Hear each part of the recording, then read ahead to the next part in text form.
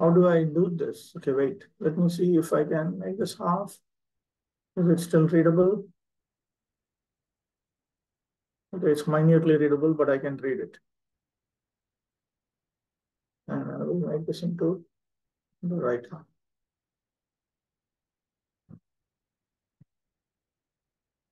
What is the most confidential part of the Srimad Bhagavatam? Uh, most confidential part of the Srimad Bhagavatam.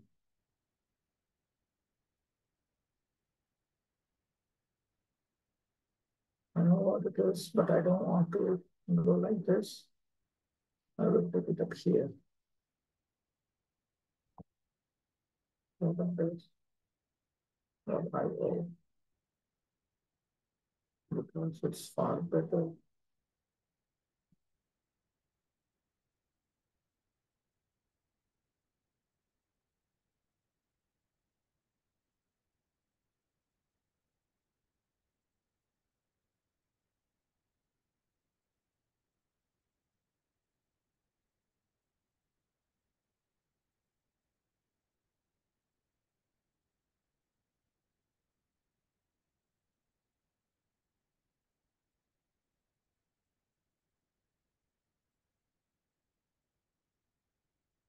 Unscrupulous persons go immediately to the 10th canto and especially to the 5 chapters which describe the Lord's rasa dance.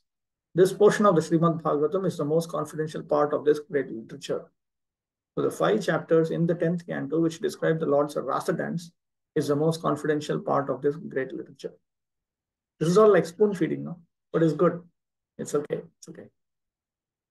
Why? Explain why Srila Vyasadeva purposely invokes a Gayatri mantra, Dhimahi. Okay.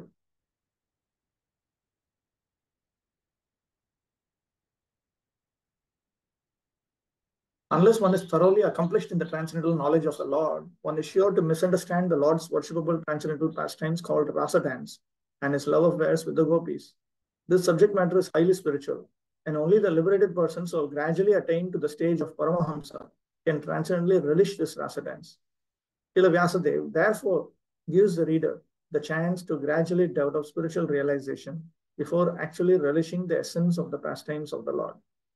Therefore, he purposely invokes a Gayatri mantra, Dhimahi.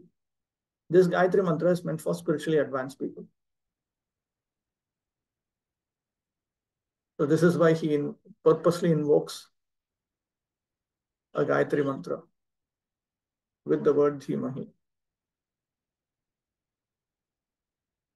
Because the Gayatri mantra is meant for spiritually advanced people, and Vyasadeva wants to give the reader the chance to become spiritually advanced, to gradually develop spiritual realization before relishing the essence of the pastimes of the Lord, which is the Lord's worshipable transcendental pastimes called rasa dance and his love affairs with the gopis, which can only be understood by those who are liberated souls on the stage of Paramahamsa. 3. Why does there appear to be reality in the material world?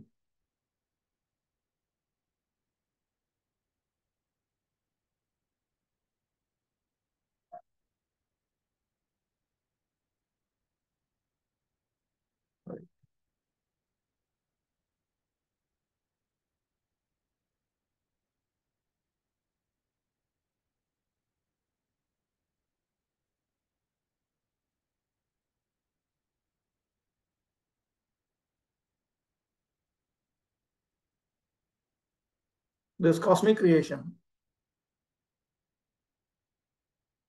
results from interaction of the 3 modes of nature, and the temporary manifestations are so created as to present an illusion of reality to the bewildered mind of the conditioned soul, who appears in so many species of life, including the higher demigods like Brahma, Indra, Chandra, and so on. In actuality, there is no reality in the manifested world. There appears to be reality, however, because of the true reality which exists in the spiritual world, where the personality of Godhead eternally exists with its transcendental paraphernalia.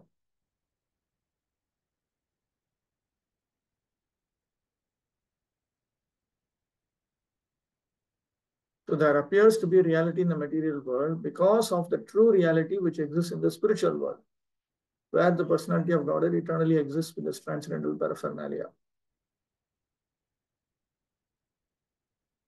Why are the words abhigya and swarat significant?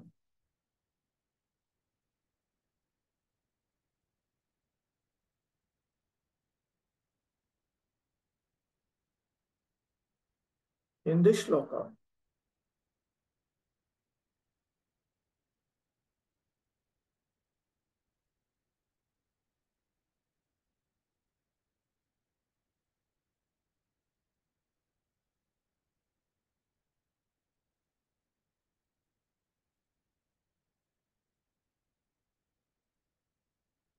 the particular words abhigya and swarat are significant. These two words distinguish the Supreme Lord from all other living entities. No other living entity is either abhigya or swarat. That is, no one is either fully cognizant. Cognizant means knowing, and or fully independent. Even Brahma has to meditate upon the Supreme Lord in order to create. Then what to speak of great scientists like Einstein? The brains of such a scientist are certainly not products of any human being. Scientists cannot manufacture such a brain, and what to speak of foolish atheists who defy the authority of the Lord? Even Mayavadi impostors who flatter themselves that they can become one with the Lord are neither abhigya nor swarat. Such impostors undergo severe austerities to acquire knowledge to become one with the Lord, but ultimately they become dependent on some rich disciple who supplies them with money to build monasteries and temples. Atheists like Ravana or Hiranyakashipu had to undergo severe penances before they could flout, disregard the authority of the Lord. But ultimately they were rendered helpless and could not save themselves when the Lord appeared before them as cruel death. This is also the case with the modern atheists who also dare to flout the authority of the Lord. Such atheists will be dealt with similarly, for history repeats itself. Whenever men neglect the authority of the Lord, nature and our laws are there to penalize them. This is confirmed in Bhagavad Gita in the well-known verse, Yada Yada Hi Dharmasya. Whenever there is a decline of dharma and a rise of adharma, Arjuna, I incarnate myself. So at least it will come up to, it can come up to this much.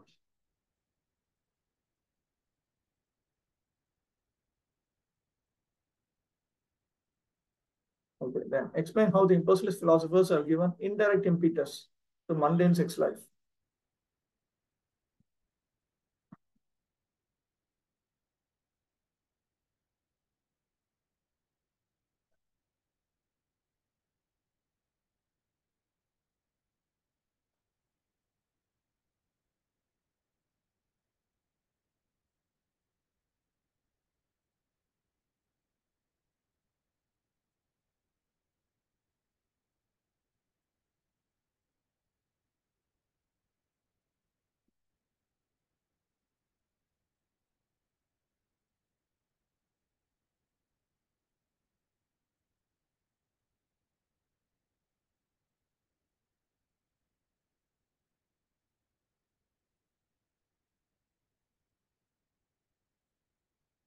In modern civilization, sex life is the focal point of for all activities. Wherever one turns his face, he sees sex life predominant. Therefore, sex life is not unreal. Its reality is experienced in the spiritual world. The material sex life is but a perverted reflection of the original fact. The original fact is in the absolute truth, and thus the absolute truth cannot be impersonal. It is not possible to be impersonal and contain pure sex life. Consequently, the impersonalist philosophers have given indirect impetus to the abominable mundane sex life because they have overstressed the impersonality of the ultimate truth. Consequently, man without information of the actual spiritual form of sex is accepted perverted material sex life as the all in all.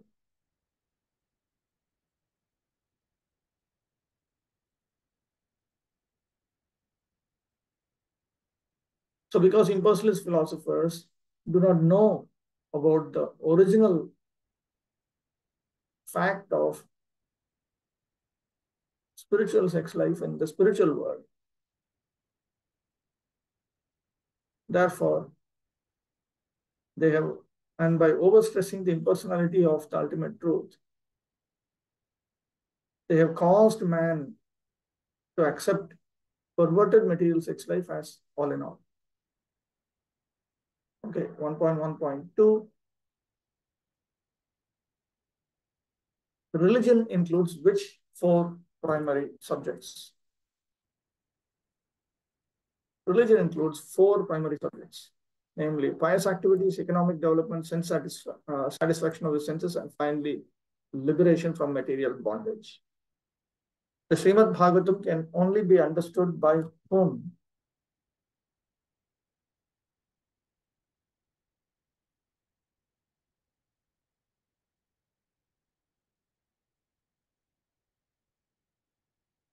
Srimad Bhagavatam is transcendental to, okay. In the Vedas, the above mentioned four activities are prescribed in the regulative way so that there will not be any undue competition for sense gratification. But Srimad Bhagavatam is transcendental to all these sense gratificatory activities. It is purely transcendental literature, which can be understood only by the pure devotees of the Lord who are transcendental to competitive sense gratification. So it can only be understood by those who are pure devotees of the Lord, transcendental to competitive sense gratification. What is the translation of the phrase Vastavamatra Vastu Shivadam?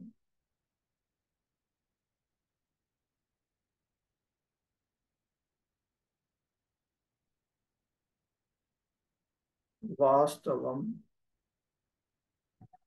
Atra Vastu Shivadam.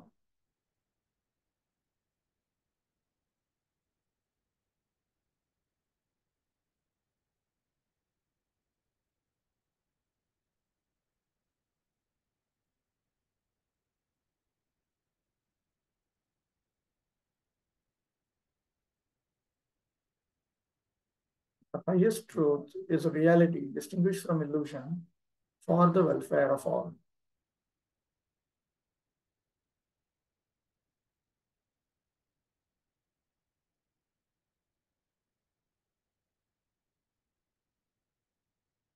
The Srimad Bhagavatam talks about the factual substance which brings about well-being to all.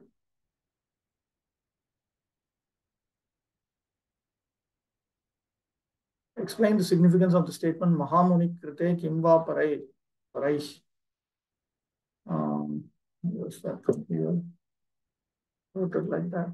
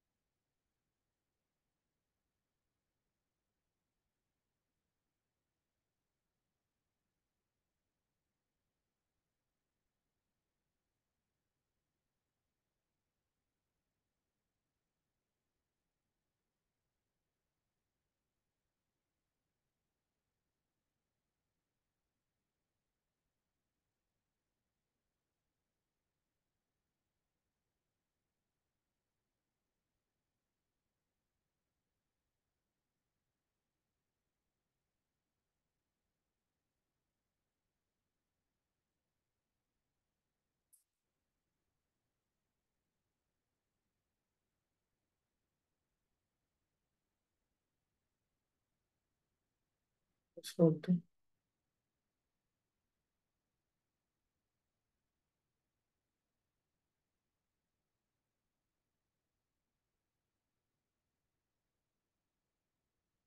Over and above this. Over and above this means what?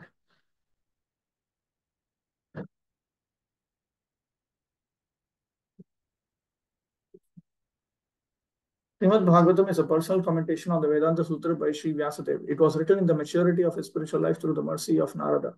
Sri Vyasadeva is the authorized incarnation of Narayana, the personality of Godhead. Therefore, there is no question as to his authority. He is the author of all other Vedic literatures, yet he recommends the study of Srimad Bhagavatam above all others. In other Puranas, there are different methods set forth by which one can worship the demigods. But in the Bhagavatam, only the Supreme Lord is mentioned. The Supreme Lord is a total body, and the demigods are different parts of that body. Consequently, by worshipping the Supreme Lord, one does not need to worship the demigods. The Supreme Lord becomes fixed in the heart of the devotee immediately. Okay, it's up to this. One does not need to worship the demigods. Lord Chaitanya Mahaprabhu has recommended the Srimad Bhagavatam as the spotless Purana and distinguishes it from all other Puranas. 1.1.3 explain why the Srimad Bhagavatam is described as the ripened fruit of all Vedic knowledge.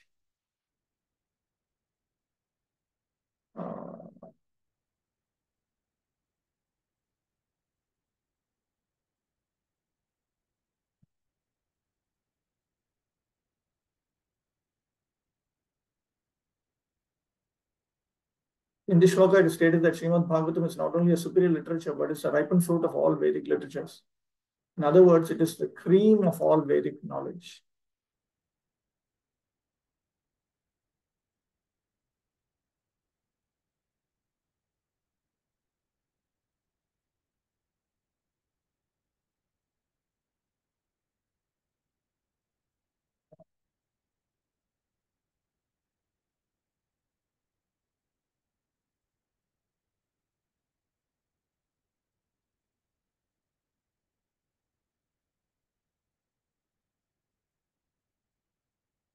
Okay.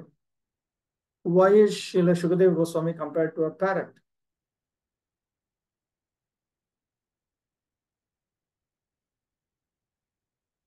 In Sanskrit, the parrot is also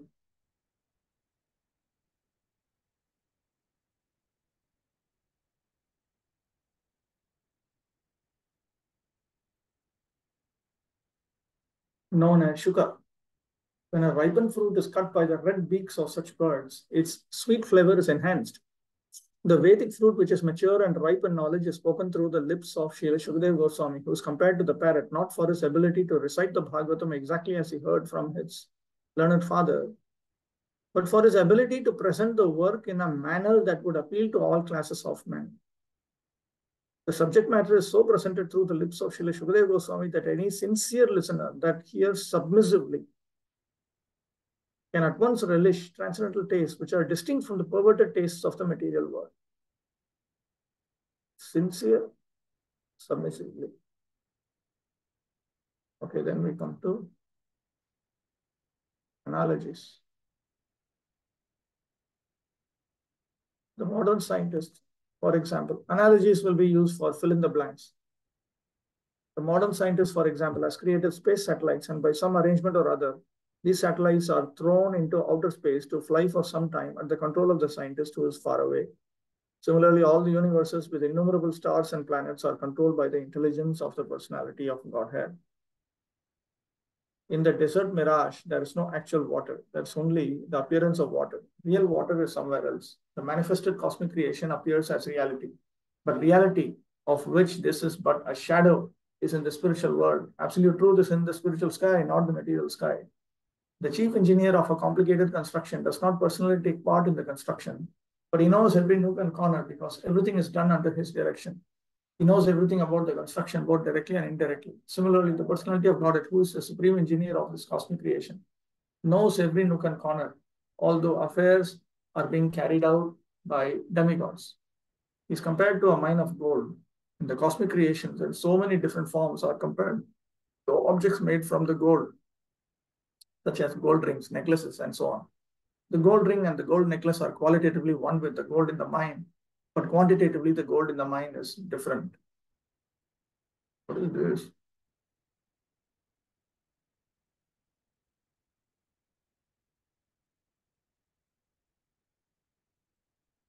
One thing is these discussion topics will be useful for essays to have some general understanding about this. prelude to Srimad Bhagavatam, the relationship between the absolute truth and the relative truths. The relative truths are dependent. One is dependent on another. But the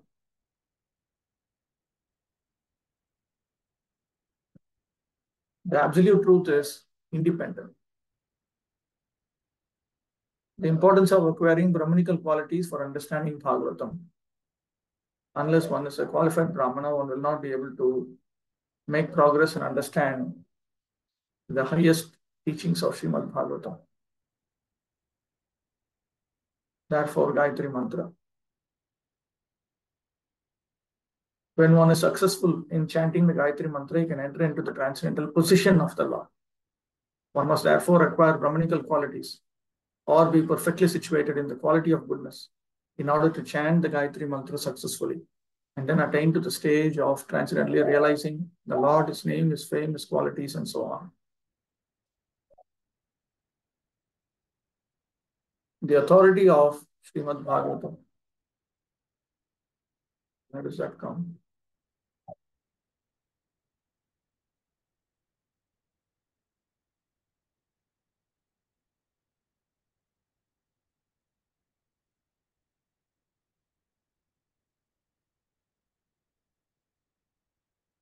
Some Mayavadi scholars argue that Srimad Bhagavatam was not compiled by Sri Vyasadeva. And some of them suggest that this book is a modern creation written by someone named Vopadev. In order to refute such meaningless arguments, Sri Sridhar Swami points out that there is reference to the Bhagavatam in many of the oldest Puranas. This first shloka of the Bhagavatam begins with the Gayatri Mantra. There is reference to this in the Matsya Purana, which is the oldest Purana. In that Purana, it is said with reference to the Gayatri Mantra in the Bhagavatam that there are many narrations of spiritual instructions beginning with the Gayatri Mantra. And there is the history of Vritrasura. Anyone who makes a gift of this great work on a full moon day attains to the highest perfection of life by returning to Godhead. There is reference to the Bhagavatam in other Puranas also, where it is clearly stated that this work was finished in 12 cantos, which include 18,000 shlokas. In the Padma Purana also, there is reference to the Bhagavatam in a conversation between Gautama and Maharaj Ambarishi. The king was advised therein to read regularly Srimad Bhagavatam if he desired liberation from material bondage. Under the circumstances, there is no doubt about the authority of the Bhagavatam, because Bhagavatam has been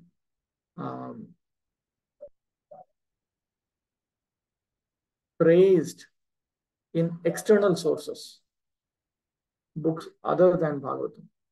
Generally, the scriptures praise themselves with the desire to inspire the readers to read them, to point out the unique importance of that specific book. But here, Srimad Bhagavatam is glorified in external sources.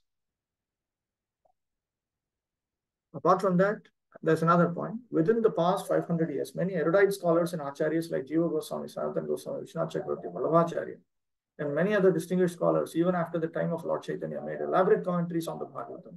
And the serious student would do well to attempt to go through them to better relish the transcendental messages.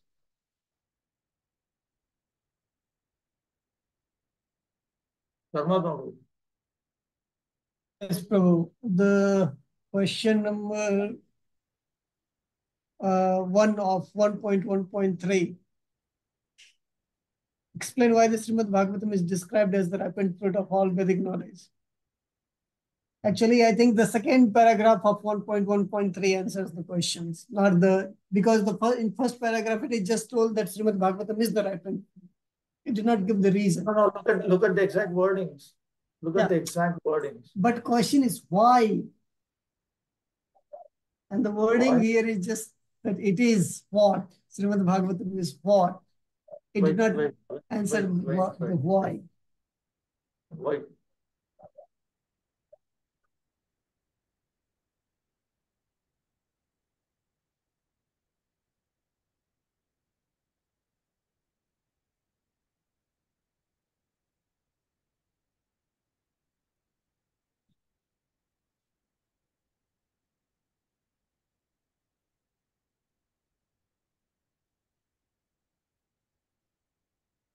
Second paragraph only says that it is a desire tree.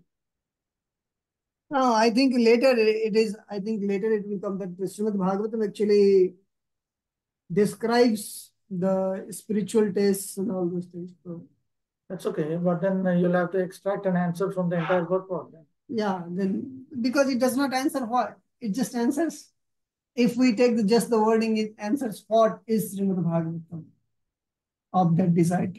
What is the exact question? Question is explain why the Bhagavatam is described as the ripened fruit of all Vedic knowledge.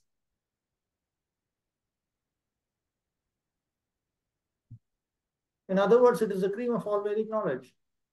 What does it mean? The same thing it is. So that means they'll have to explain that the Vedas are compared to a decide tree.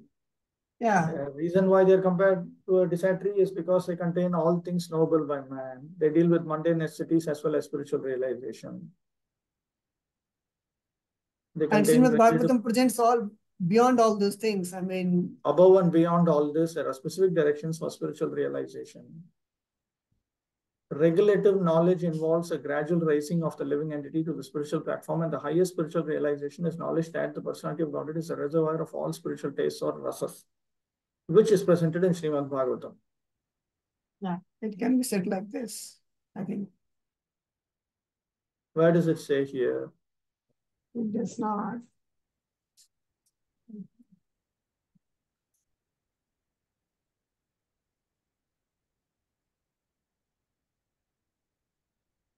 In this shloka, it is definitely stated that spiritual rasa, which is released even in the liberated stage, can be experienced in the literature of the Srimad Bhagavatam due to its being the ripened fruit of all Vedic knowledge. See, again it comes. This must be the reason. Yeah, this will be combined with para 2. Yeah. Okay, Chittamohan Prabhu. I had a question that Srimad Bhagavatam was written by Vyasadeva after writing all other Puranas or all the histories. So how the description of Srimad Bhagavatam came in other Puranas? Because Srimad Bhagavatam was revised, what we have is a second edition. It'll come. We'll see that in seventh chapter. He wrote the first version before talking to Narada Muni. He wrote the second edition. He edited it after speaking to Narada Muni.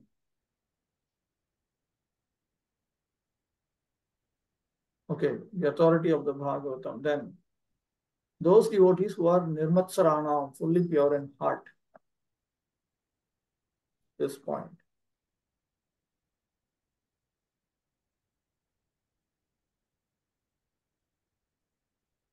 Only once. What is this nirmatsarana word? How is it translated here? Of the 100% pure in heart. How does Prabhupada explain it in the purport?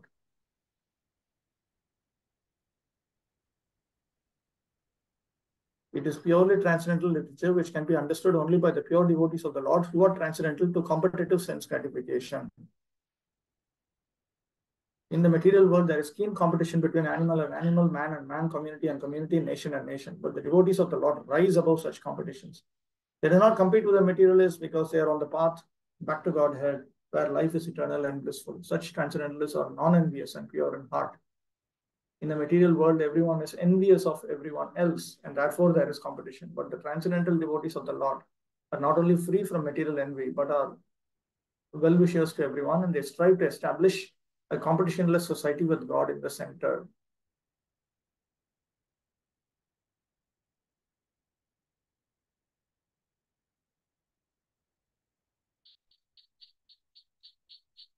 Relishing Srimad Bhagavatam. Where does this come? Third verse, I think. Yeah, it is third verse.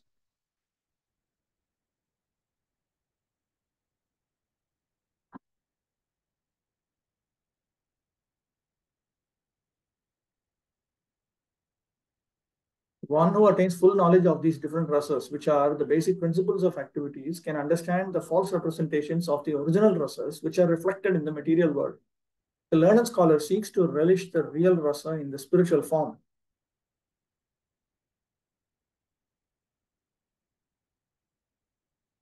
In the beginning, he desires to become one with the Supreme, thus less intelligent transcendentalists cannot go beyond this conception of becoming one with the spirit whole without knowing of the different rasas. In this shloka, it is definitely stated that spiritual rasa, which is relished even in the liberated stage, can be experienced in the literature of the Srimad Bhagavatam due to its being the ripened fruit of all Vedic knowledge.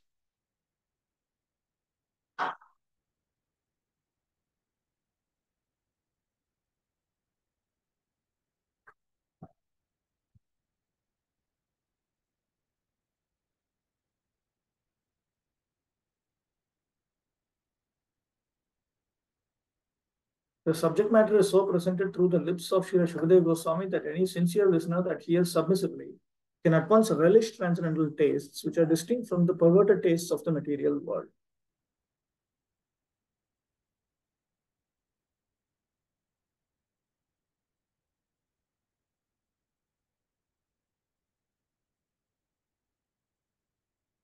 The ripened fruit is not dropped all of a sudden from the transcendent, from the highest planet of Krishna Loka. Rather, it has come down carefully through the chain of disciplic succession without change or disturbance. Foolish people who are not in the transcendental disciplic succession commit great blunders by trying to understand the highest transcendental rasa, known as the rasa dance, without following in the footsteps of Shukadeva Goswami, who presents this fruit very carefully by stages of transcendental realization. One should be intelligent enough to know the position of Srimad Bhagavatam by considering personalities like Shukadeva Goswami, who deals with the subject so carefully. This process of disciplic succession of the Bhagavata school suggests that in the future also, Srimad Bhagavatam has to be understood from a person who is factually a representative of Srila Shukadeva Goswami. A professional man who makes a business out of reciting the Bhagavatam illegally is certainly not a representative of Shukadeva Goswami. Such a man's business is only to earn his livelihood. Therefore, one should refrain from hearing the lectures of such professional men.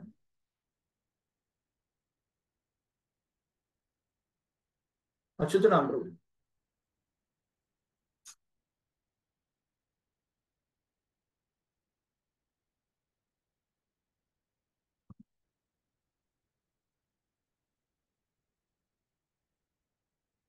You had a question.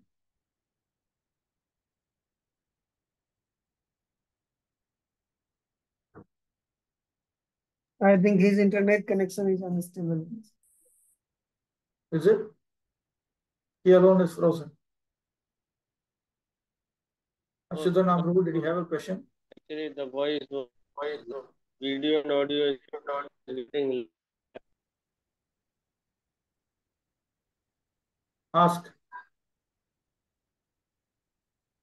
Internet issue was there. I was asking how this discussion topic will they also be evaluated or just for discussion, like revision? No. I think that this will be of use for essays and all that. Keep in mind for Bhakti Vaibhava, at some point you will have to do presentations. I think 2 presentations. I'm not sure about whether it is 1 presentation or 2 presentations. If it is 2 presentations, I'll have to modify the schedule for that.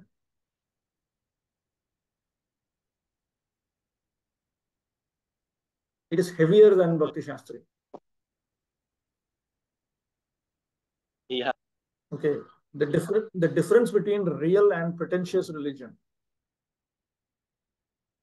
I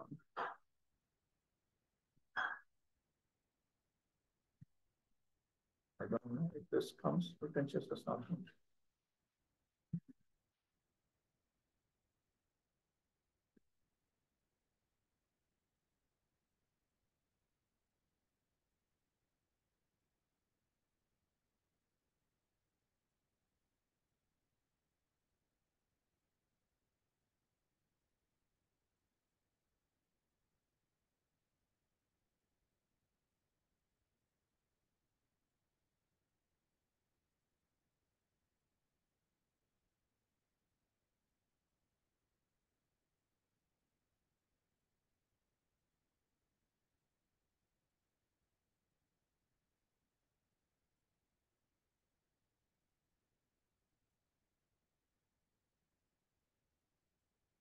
Where is Kaitava Dharma brought out in the purport? That is the Kaitava Dharma. Actually, it's not directly told that it is Kaitava Dharma in the purport. Okay. However, the first and the second paragraph deals with that. And about the Paro Dharma, it deals in 1.2.6.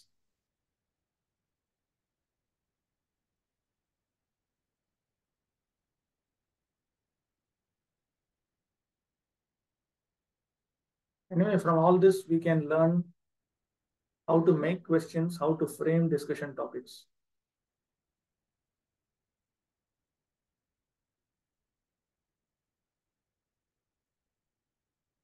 So pretentious religion, does it come here?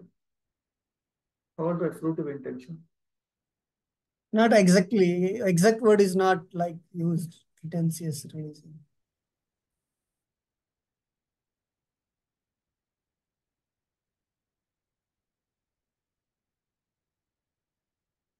So the idea is that even though religion appears to be an activity not connected with sensual satisfaction, people use religion as a means to attain economic development and sensual satisfaction.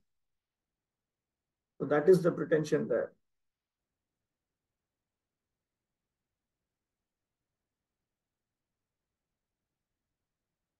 In human societies, there is some form of religion which aims at self-realization and which makes a reference to man's eternal relationship with God.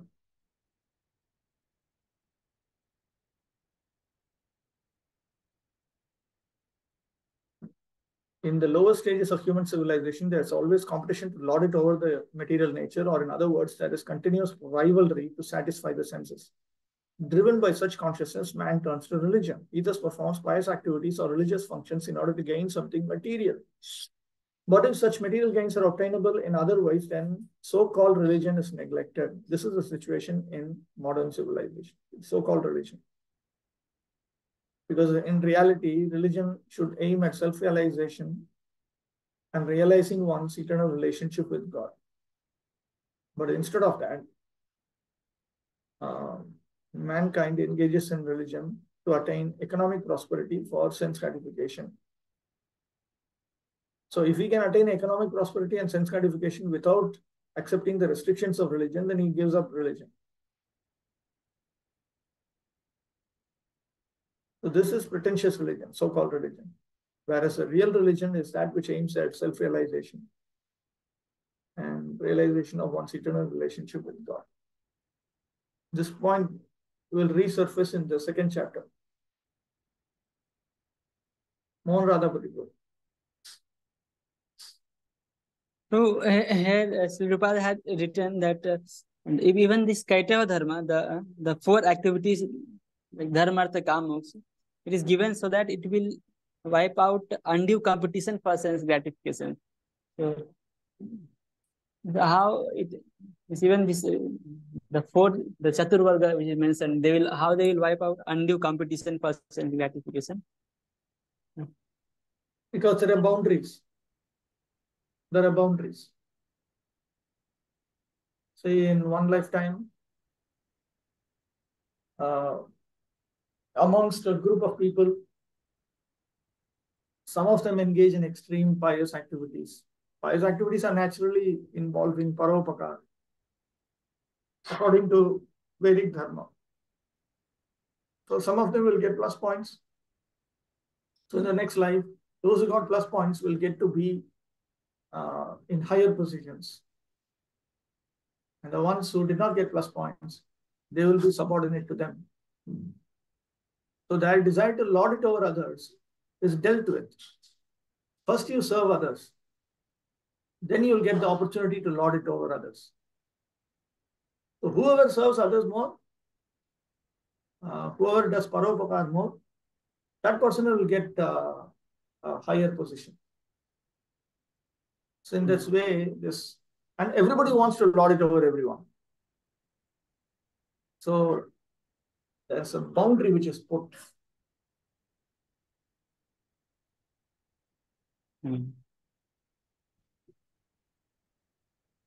Srimad Bhagavatam as a ripened fruit of the Vedas. I think we saw that. It is the ripened fruit of all Vedic literature. In other words, it is the cream of all Vedic knowledge.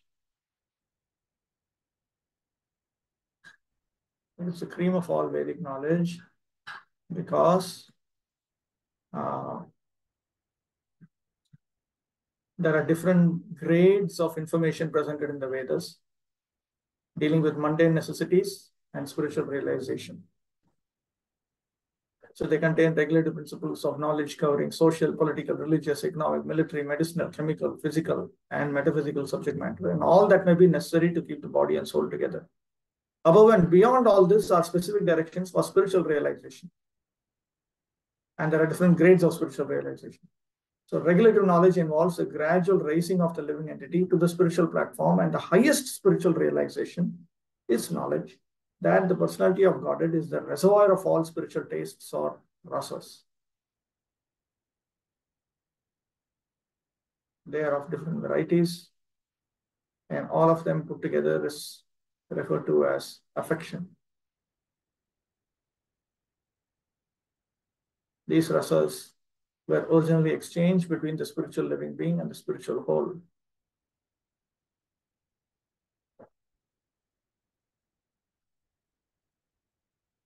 In material existence, the rasa is experienced in the perverted form, which is temporary, and thus the rasas of the material world are exhibited in the material form of raudra, anger, and so on.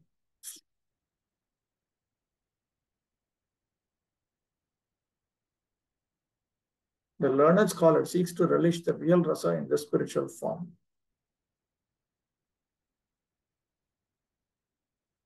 That spiritual rasa, which is relished even in the liberated stage, can be experienced in the literature of the Srimad Bhagavatam due to its being the ripened fruit of all Vedic knowledge. By submissively hearing this transcendental literature, one can attain the full pleasure of his heart's desire.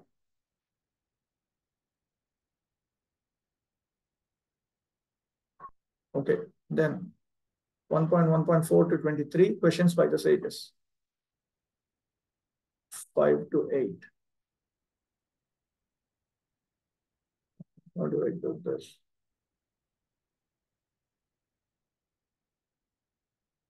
I don't know what to do.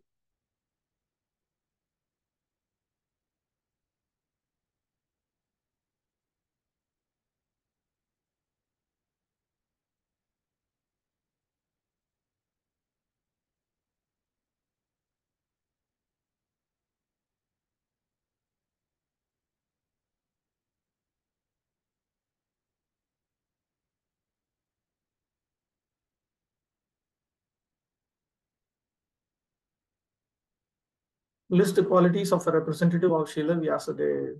5, 6, 7, 8.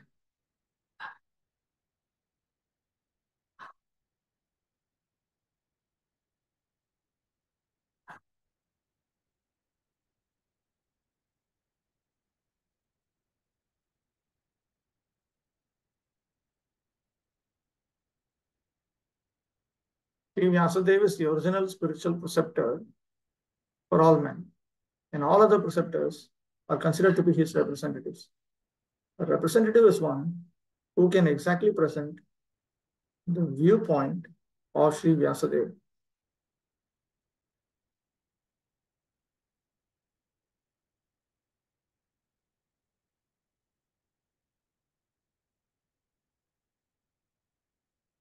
More. Sri Vyasadeva impregnated the message of Bhagavatam unto Srila Shukadeva Goswami. All bona fide representatives of Sri Vyasadeva are in the chain of disciplic succession are to be understood to be Goswamis. These Goswamis restrain all their senses and they stick to the path made by the previous acharyas. The Goswamis do not deliver lectures on the Bhagavatam capriciously. Rather, they execute their services most carefully, following their predecessors who delivered the spiritual message unbroken to them.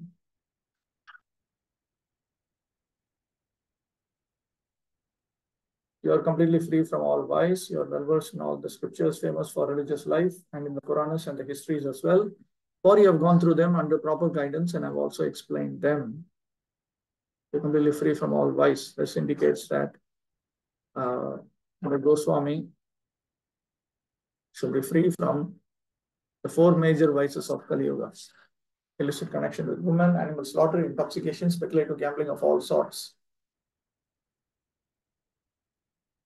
You must also be well-versed in all revealed scriptures or in the Vedas, including the Puranas and histories. On top of it, you should have heard and explained them, not just read them.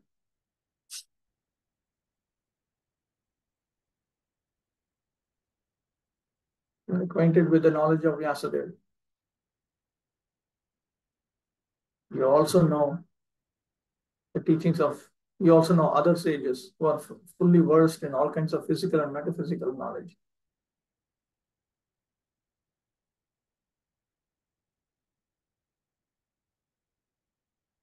One can sit on the Vyasasana only after being conversant in all systems of philosophy, so that one can present fully the theistic views of the Bhagavatam in defiance of all other systems.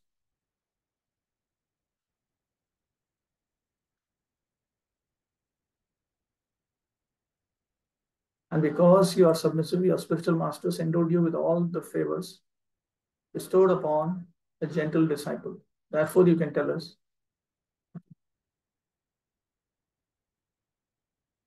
So on top of it, one should have satisfied. It is essential, therefore, that a disciple be very much obedient and submissive to the bona fide spiritual master. Srila Sutta Goswami fulfilled all these qualifications as a disciple, and therefore he is endowed with all favors by his learned and self-realized spiritual masters, such as Srila Vyasadeva and others. So these are all the reasons. 9. Spiritual well-being is automatically followed by what? Spiritual well-being is automatically followed by material well-being. This points from the sage's analysis of the people in this age of Kali.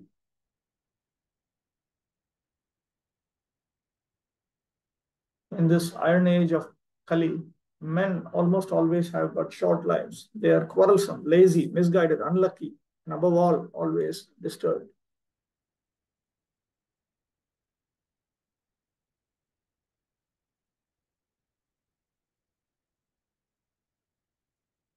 They foresaw that men would live short lives because of irregular habits.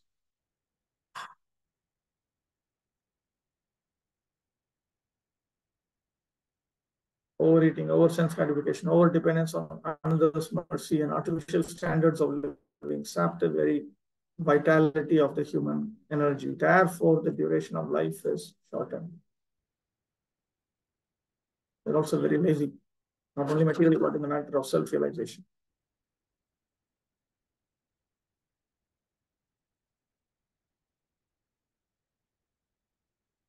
So, due to a bad system of education, men have no desire for self-realization. Even if they come to know about self-realization, they unfortunately become victims of misguided teachers.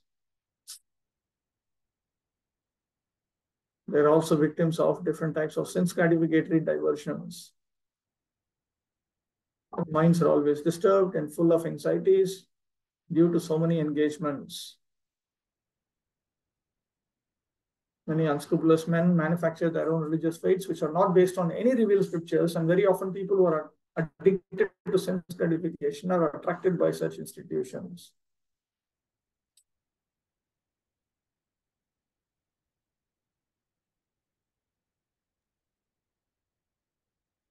In the Kali Yuga, the whole atmosphere is surcharged with faithlessness.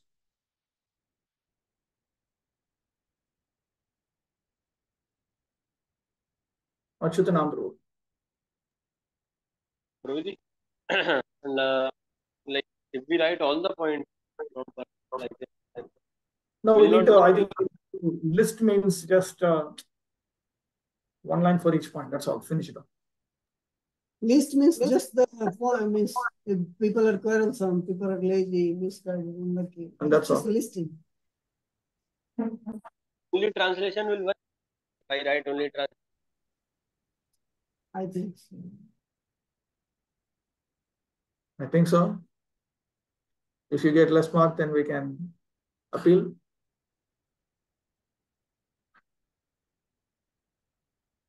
Okay. 12.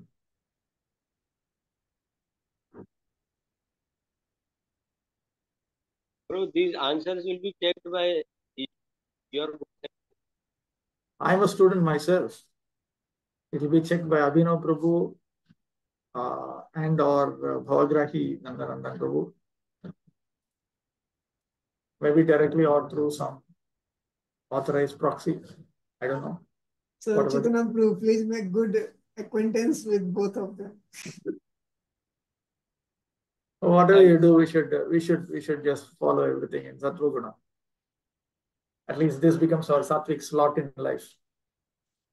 We should not tamper with that. There's a spelling mistake here. It's not Vasudeva, it is Vasudeva. The initial is meant to be short, not long. Vasudeva is a symbol of what? Vasudeva is a symbol of the transcendental position wherein the appearance of the Supreme Lord takes place.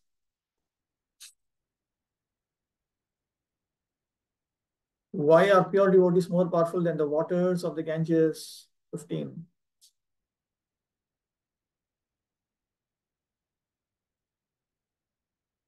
But why I have to do like this? Why I cannot do like this?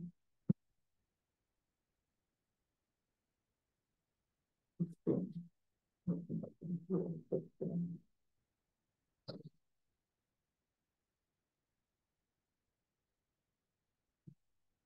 O Sutta, those great sages who have completely taken shelter of the lotus feet of the Lord can at once sanctify those who come in touch with them, whereas the waters of the Ganges can sanctify only after prolonged use.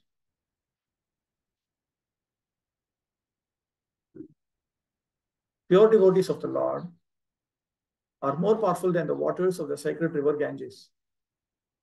One can derive spiritual benefit out of prolonged use of the Ganges waters, but one can be sanctified at once by the mercy of a pure devotee of the Lord. That is why. Anyone who takes shelter of the lotus feet of a pure devotee by accepting the pure devotee as a spiritual master can at once be purified.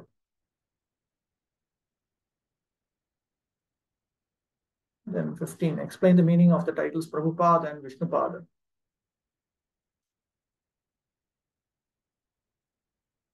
The pure devotees whose only business is serving are honored by the names Prabhupada and Vishnupada, which indicate such devotees to be representatives of the lotus feet of the Lord.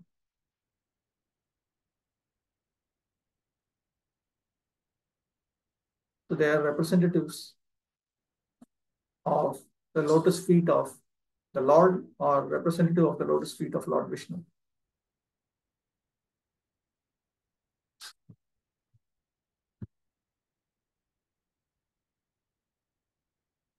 How are those who are not conversant with the activities of the Lord and his transcendental realm sometimes favored by the Lord?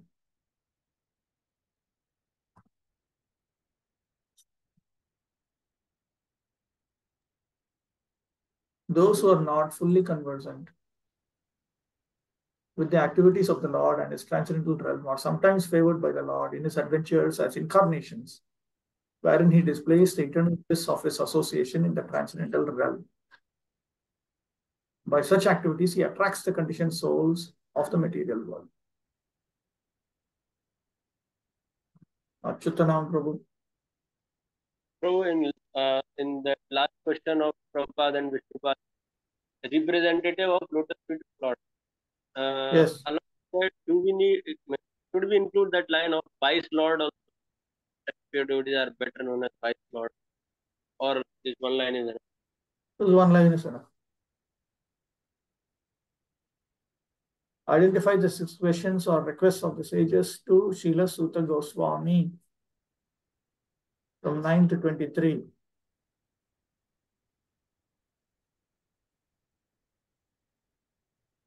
Here is one. Please explain to us in an easily understandable way what you have ascertained to be the absolute and ultimate good for the people in general. That's one. Please select the essence of all these scriptures and explain it for the good of all living beings, that by such instruction their hearts may be fully satisfied. That is two. You know for what purpose the personality of God appeared in the womb of.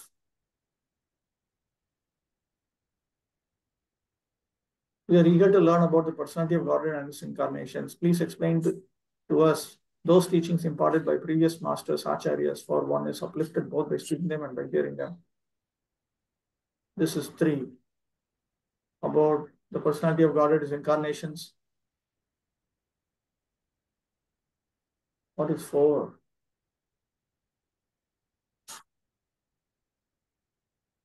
Please speak to us who are eager to hear them about the adventures he performs in his various incarnations. That is four.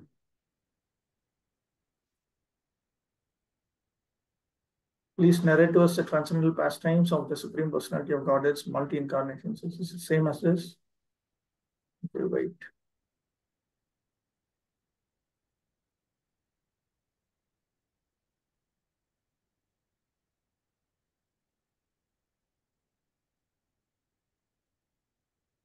Please narrate to us the transcendental pastimes of the Supreme Personality of Godhead's multi-incarnations, such auspicious adventures and pastimes of the Lord, the Supreme Controller, performed by his internal powers. If this is five, then this would be six.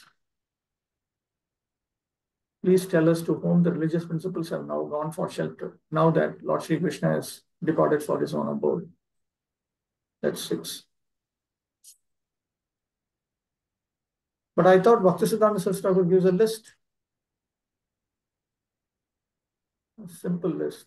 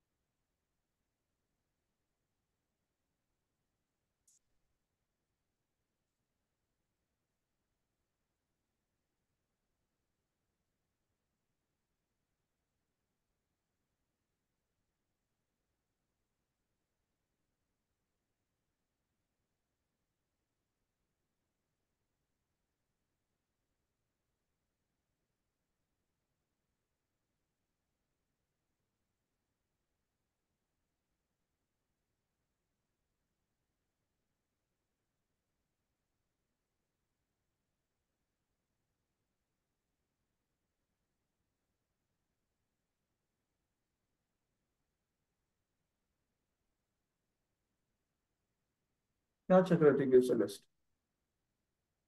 First question, Tatra Pumsam Ekantata Shreyas Tanna Shamsitum Arhasi iti. So you should tell us that which is the absolute and ultimate good for all men. Second question, Sarvashastra Saram Bruhi Nah Sadadhananam Yena Atma Samprasidati iti.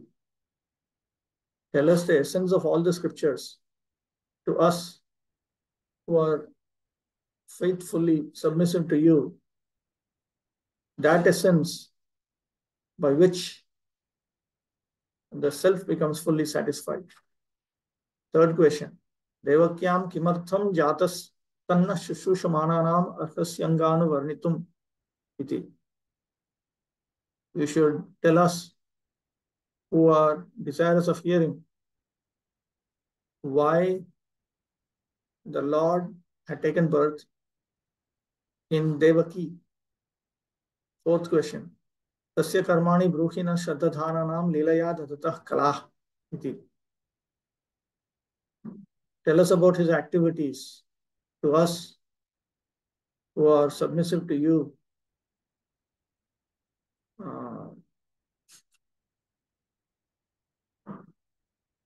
Tell us about the Lord who sportively engages in various activities. That is the fourth question. Fifth question. Athakya hi harer jiman avatara gatha shubha. Please, O sober soul, please tell us about the auspicious descriptions of the incarnations of Lord Hari. The sixth question is, Ruhi Yogeshware Krishne Dharma Kam Sharanam Gata iti. When the Lord of Yoga, Lord Krishna, had departed for his own abode, who did Dharma, religious principles, take shelter of? These are the six questions. I myself don't know how I'm going to pass all these exams. Anyway, I'll depend on God and God's devotees. Analogies. Detached branches and leaves dry up gradually despite all watering attempts. Similarly, human society, when it is detached from the personality of God, like detached branches and leaves, is not capable of being watered, and one attempting to do so is simply wasting his energy and resources. The material creations are likened for some time as perverted shadows of the spiritual kingdom and can be likened to cinemas. They attract people of less intelligent caliber who are attracted by false things.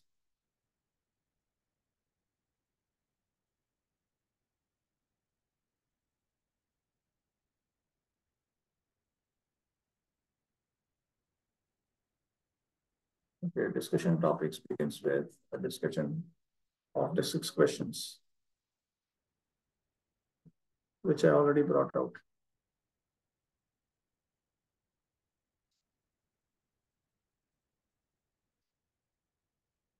Qualities of a representative of Vyasa. That also we saw. The power of taking shelter of a pure devotee.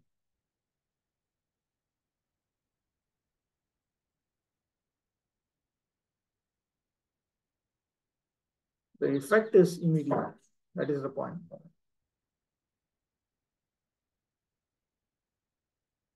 Anyone who takes shelter of the lotus feet of a pure devotee by accepting the pure devotee as a spiritual master can be at once purified.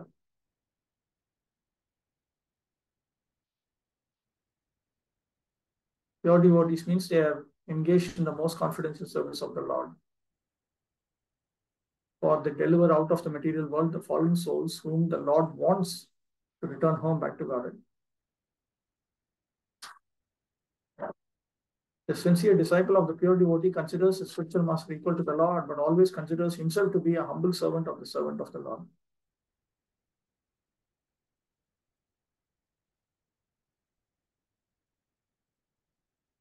The role of Srimad Bhagavatam in Prabhupada's mission. Preface, text 4, text 16.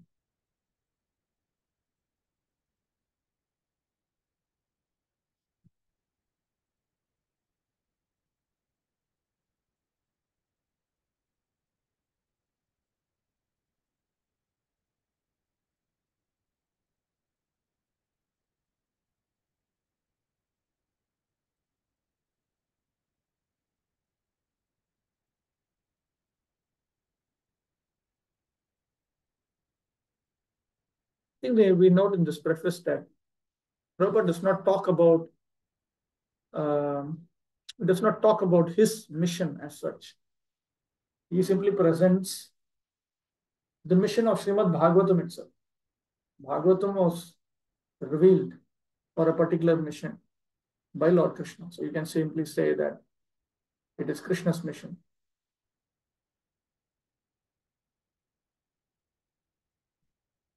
Srimad Bhagavatam will fill this need in human society. Means there is a need. Human society is broader than in the Middle Ages. And the world tendency is toward one state or one human society. The ideals of spiritual communism, according to Srimad Bhagavatam, are based more or less on the oneness of the entire energy of the living beings. The need is felt by great thinkers to make this a successful ideology. So great thinkers in human society, they have been coming to the conclusion that we should deal with all life as being equal. But they're looking for a successful, rational understanding of this principle. That is where Bhagavatam will come in. Because Bhagavatam is an explanation of Janmadhyasya Yataha. It will establish the ideal of a common cause.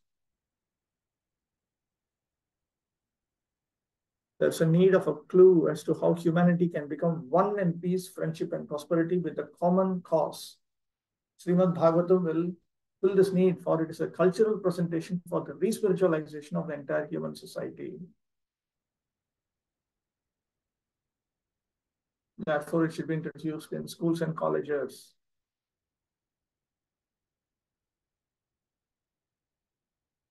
Problems in human society is due to lack of principles in a godless civilization. So Srimad Bhagavatam explains the nature of the Godhead and also our relationship with Him and our duty towards perfection of the human society on the basis of this perfect knowledge.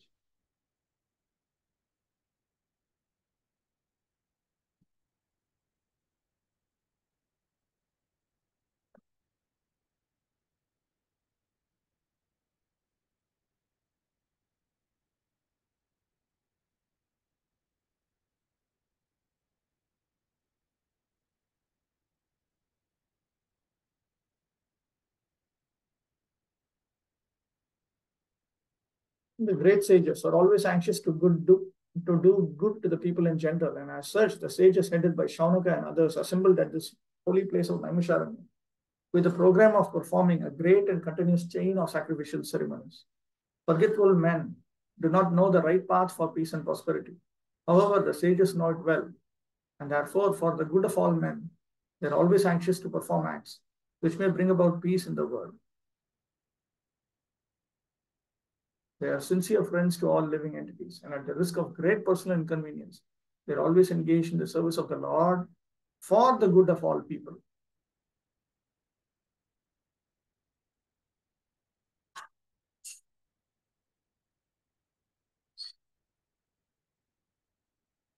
(16)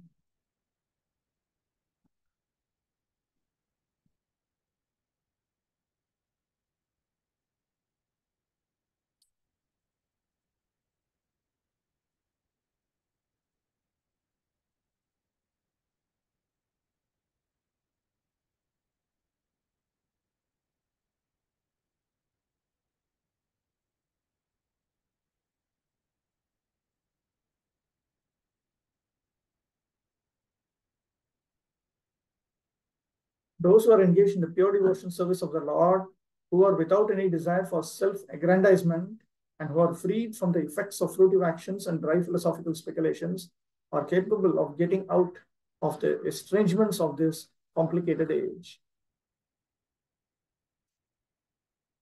The leaders of the people are very much anxious to live in peace and friendship, but they have no information of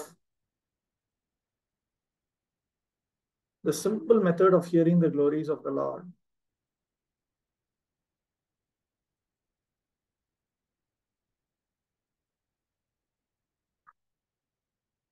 If we want actual peace, we must open the road to understanding of the Supreme Lord Krishna and glorify Him for His virtuous activities as they are depicted in the pages of Srimad Bhagavatam.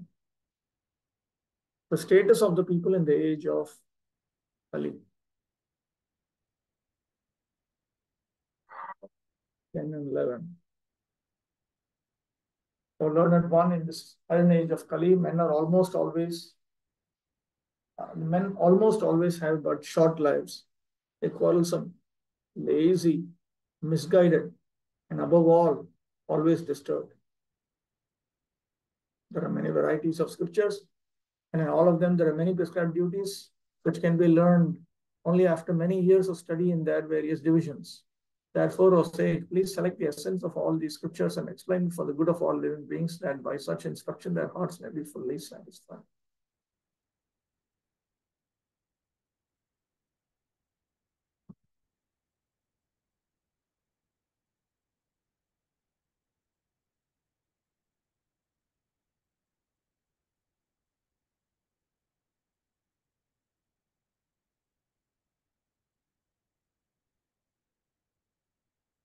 Taking into consideration the fallen condition of the people in general in this age of Kali, the sages of Naimisharanya suggested that Sri Sutta Goswami relate the essence of all such scriptures, because in this age it is not possible for the fallen souls to understand and undergo all the lessons of all these various scriptures in a Varna and Ashrama system. It's not possible to execute the rules and regulations of these institutions due to Kali Yuga.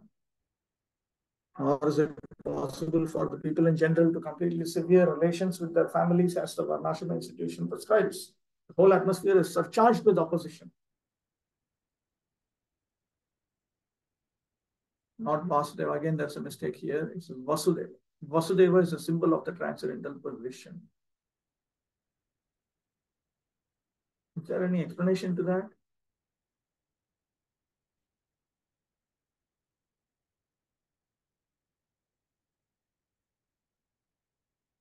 Anyway, this is actually a paraphrase of a famous statement. Here, I'm sure. Comes in the 4th canto, actually.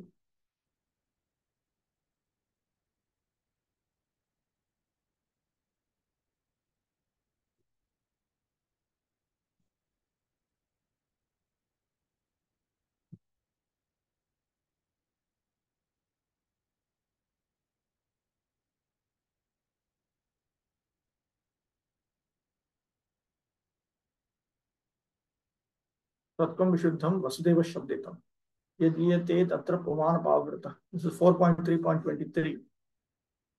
Spoken by Lord Shiva to Sati Devi. Satvecha Tasmin Bhagavan Vasudevo Hyadhokshajo Min Namasa Vidhiyate. I'm always engaged in offering obeisances to Lord Vasudeva in pure Krishna consciousness. Krishna consciousness is always pure consciousness, in which the Supreme Personality of Godhead known as Vasudeva is revealed without any covering. Sattvam Vishuddham Vasudeva Shabditam. Pure consciousness is known as Vasudeva, not Vasudeva, Vasudeva.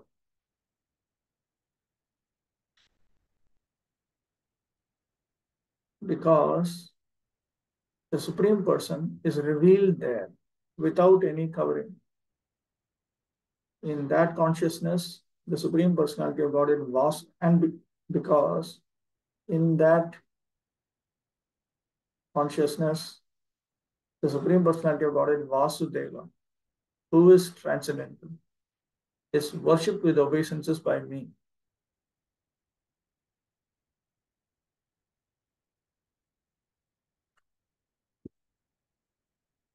As soon as one is fully Krishna conscious, it is to be understood that one is in its pure original constitutional position. This state of existence is called Shuddha Sattva, which means that it is transcendental to the material qualities. So this is Vasudeva.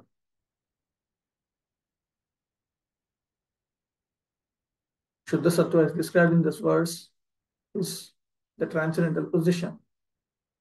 Mamcha Yoga Vicharina Bhakti Yogena Sevate Saguna Samati Teka Brahma Bhuyare Kalpate, which is technically called Vasudeva. Vasudeva is also the name of the person from whom Krishna appears.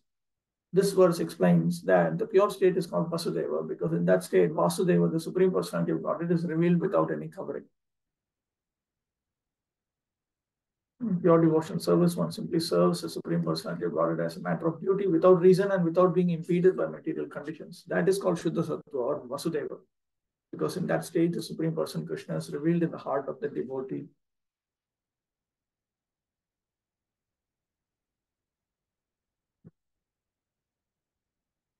I think that's enough. Slaughterhouses of so-called education, 22.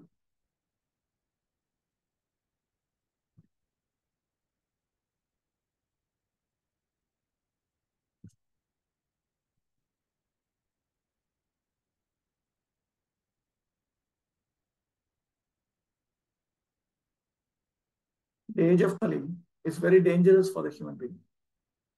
Human life is simply meant for self-realization, but due to this dangerous age, men have completely forgotten the aim of life. In this age, the lifespan will gradually decrease. People will gradually lose their memory, finer sentiments, strength, and better qualities.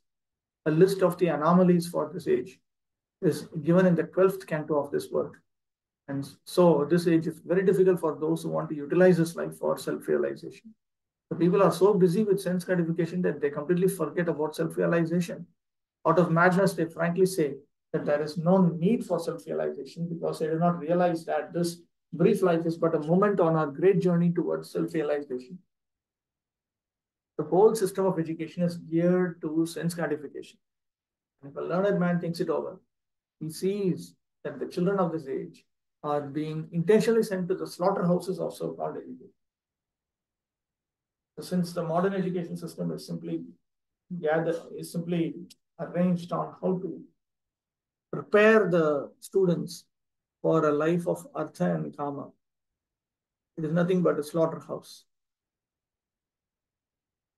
Because the desire for dharma, moksha, these things are not there. Not there. It's not there in the teachers, so it's not there in the students. It's not there in the parents, so it's not there in the children.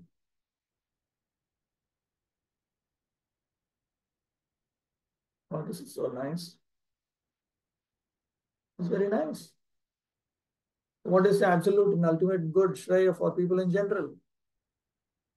The ultimate benefit for people in general is to develop love of God through devotion service to Sri Krishna or his primary parts. What is the essence of all scriptures? Throughout the second chapter of the Bhagavatam, Sri Krishna is confirmed as the only object of worship, and establishing one's lost relationship with him is proclaimed as the essence of the Vedic scriptures. Tell us why Sri Krishna, the personality of God, had appeared. To reclaim those in the mode of pure goodness and to protect the theists. Tell us of the acts the Lord performs in relationship to creating the material world. Lord Vasudeva creates the material substance and enters into it as the Purusha incarnations. Describe the pastimes and adventures of the Lord's multi-incarnations. The Lord's incarnations are described in Canto 1, Chapter 3, where many incarnations are listed.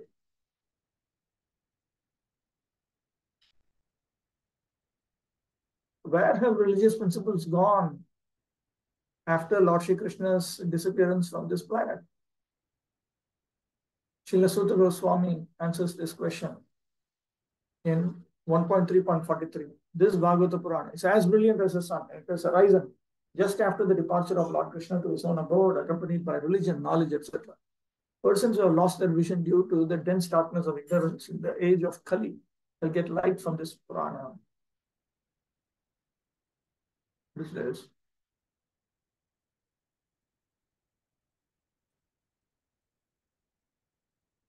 Oh, this is a form analysis. Okay, we'll stop with this. We'll continue this chapter 2 tomorrow. I like this. This is called last minute study, officially conducted. Okay, Achyutanam Prabhu. Hare Krishna, Prabhu. Prabhu, one off-topic doubt is there. Like Mohan Radhapati Prabhu asked the question of dharma reducing the competitive sense gratification. And in answer, he mentioned that initially everyone got the chance, and then those who serve more in next life, they get the chance to lord it over more. So, one question which was repeatedly asked by a particular person to me is how everything started in the beginning in reference to law of karma. Like initially, everyone was with zero karma. So, Everybody is given the post of Brahma, Lord Brahma. So Krishna always gives the topmost first. We are the ones who decide whether first class is too bad, I deserve the second class, or I deserve the third class, or I deserve the fourth class, fifth class, sixth class, seventh class, eighth class, whatever. And then we work out our destinies. But like if I do something wrong to someone, it said that I have created one karma for me, but the person who is on the receiving end, he got the result of his bad karma. I mean, usually it's like But initially when we two are there, like whoever two A and B are there, so if A has done something wrong to B, what was the mistake of B? Because he also came for the first time with zero karma. So how could he receive? See, material existence itself is understood to be a place of dissension, disagreement, and intrinsic distress. So prior to this, the living entities in the spiritual world, they are actually coaxed by Krishna to not go to the material world. But Prabhupada says that we force Krishna, we force him. You must allow, you must allow, you must allow. So Krishna very reluctantly allows, but he himself comes as Paramatma also. So once you come to this world, it's a world of misery. If a child wants to play inside a burning house, and then suddenly you say, "What? Why this innocent child?" The child only wants to play in a house on fire. So here, all kinds of things happen. Up to when we go back to God, until that time, somebody will be disturbing us. Somebody will be disturbing us. But what we are supposed to do, we are supposed to tolerate. If we tolerate, then you are eligible to get back to the spiritual world. So if I refuse to tolerate, and then I want to solve the problem by retaliating or some way, then immediately I'm choosing how to respond to it. And those responses may be very different from person to person. So even though A, B, C, D, everybody is given initially equal pose, they may choose to respond to it in different ways.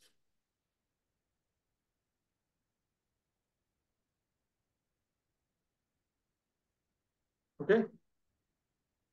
I'm still confused. Like if we explain it from the karmic angle, like this is a place of misery. Understood miseries will be there. But then we explain that why misery is there because you did something wrong. That's why reaction is coming. Yeah, the first wrong is we decide to leave eternal service to Krishna and come to this world. Okay. Here a lot of gunshots are all going on. So who asked you to come here in the first place? This is a world where you suffer due to Prakriti, Kala, and Karma. 3 different sources of misery. Okay. So it's not karma alone. It's not karma alone. It made Okay, tomorrow. Vaishnav